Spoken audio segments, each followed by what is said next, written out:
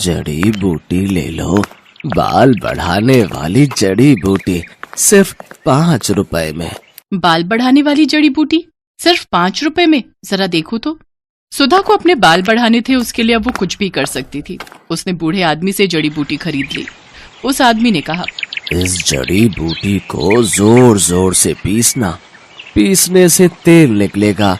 उस तेल को सोने से पहले अपने बालों पे लगाना। जड़ी बूटी लेकर सुधा घर चली गई। तभी सुधा जड़ी बूटी पीसकर तेल निकालकर और उसे अपने सर पर लगाकर सो गई।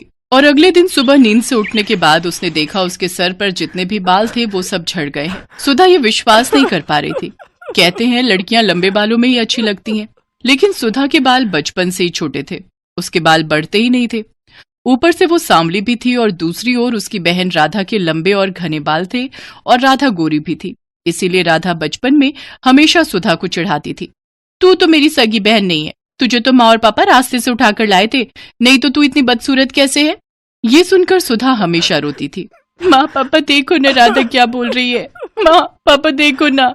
राधा और सुधा की माँ शमिता कहती थी, रो क्यों रही है सुधा, राधा ने कुछ गलत तो नहीं कहा, तू बदसूरत है, तेरे सर पर बाल भी नहीं है, मुझे ऐसी बेटी नहीं चाहिए थी।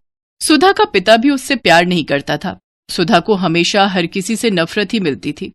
ऐसे ही बड़ी हुई सुधा। हर रोज वो रात को रोती थी और भगवान से प्रार्थना करती थी, हे भगवान कुछ चमत्कार करवा दीजिए, मेरे पैर तक लंबे बाल उगा दीजिए, प्लीज भगवान प्लीज। और इसी तरह सुधा और राधा दोनों जवान हो गई। आज सुधा को लड़के वाले देखने के लिए आने वाले हैं। सुधा आईने के सामने बैठकर तैयार हो रही है। उसके सर पर अभी भी ज्यादा बाल नहीं है।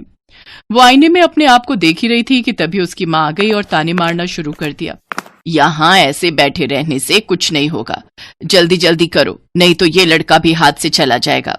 वहां राधा आ गई और बोली, माँ मुझे तो समझ में नहीं आ रहा है कि आप मुझसे पहले इस भूतनी की शादी क्यों करवाना चाहती हो। राधा बेटी, इस भूतनी को तो पहले विदा करना पड़ेगा, नहीं तो बाद में कौन इससे शादी करेगा। एक बार बस ये सर से उतर जाए, उसके बाद मैं तेरे लिए बहुत अमीर और अच्छा लड़का ढूंढ कर लाऊंगी। माँ आप सभी मुझसे इतनी नफरत क्यों करते हो, आखिर मैंने किसी का क्या बिगाड़ा है। तेरे सर पर बाल नहीं है सुधा, तू बदसूरत है बदसूरत, तू मेरी बहन कहलाने के लायक नहीं है। थू। सुधा रोने लगी। वो पूरी जिंदगी रोती ही आई है। अविनाश नाम का लड़का सुधा को देखने के लिए आया। शमिता के कहने पर राधा अपने कमरे में ही बैठी हुई थी, क्योंकि शमिता ने उससे कहा था, बेटी तू कमरे के अंदर ही रहना, नहीं तो लड़के वाले सुधा से रिश्ता नहीं जोड़ेंगे। खैर अविनाश के साथ सुधा का रिश्ता तय हो गया, लेकिन उसके लिए बहुत ज्यादा दहेज देना पड़ा। उस बात को लेकर भी शमिता सुधा को ताने मारने लगी।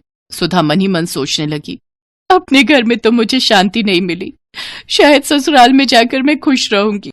सुधा की शादी हो गई और शादी वाले दिन ही अविनाश ने राधा को पहली बार देखा और देखते ही उसके प्यार में पड़ गया। यार मैंने इसे पहले क्यों नहीं देखा, कितनी गोरी है ये, कितने लंबे बाल हैं इसके, इससे पहले मिल लेता तो मुझे इस भूतनी से शादी नहीं करनी पड़ती। लेकिन अब कुछ नहीं हो सकता था। सुधा अविनाश के साथ ससुराल चली गई और ससुराल पहुंचते ही सुधा की सास विमला ने सुधा को 1000 काम थमा दिए। रसोई जाओ और सारे बर्तन मांजो, उसके बाद खाना बनाओ और उसके बाद पूरा घर साफ करो। मत भूलना कि तुम्हें इस घर की बहू सिर्फ और सिर्फ काम करवाने के लिए ही बनाया गया है। ठीक है माँ जी, नहीं भूलूंगी। सुधा बिना थके काम करने लगी। उसकी सास और उसका पति उसके छोटे छोटे बालों को लेकर मजाक उड़ाने लगे। तुम्हारे बाल तो मुझसे भी छोटे हैं सुधा। ये तो पूरी नौकरानी लग रही है। हाँ हाँ, मुफ्त की नौकरी। अविनाश मजाक उड़ाता ही गया और एक दिन उसके साथ राधा की मुलाकात हो गई। राधा को अपने लंबे बालों को लेकर बहुत अहंकार था। वो सुंदर भी थी। अविनाश को उससे प्यार हो गया और राधा भी अविनाश को पसंद करने लगी। और एक दिन अविनाश और राधा ने शादी कर ली। राधा अविनाश के घर चली आई। ये देखकर सुधा को जैसे सदमा लग गया। राधा, राधा तू मेरे साथ ऐसा कैसे कर सकती है, तूने मेरे पति से शादी कर ली। चुप रह, समझी ना, अविनाश तो तुझसे प्यार भी नहीं करता है, वो सिर्फ मुझसे प्यार करता है। हाँ हाँ, ऐसे बिना बाल की औरत से कौन प्यार करेगा, मुझे तो लंबे बालों वाली लड़कियां पसंद है। सुधा बस अकेली चुपके से रोती रही। अगले दिन वो बाजार गई और देखा एक बूढ़ा आदमी जड़ी बूटी बेच रहे हैं।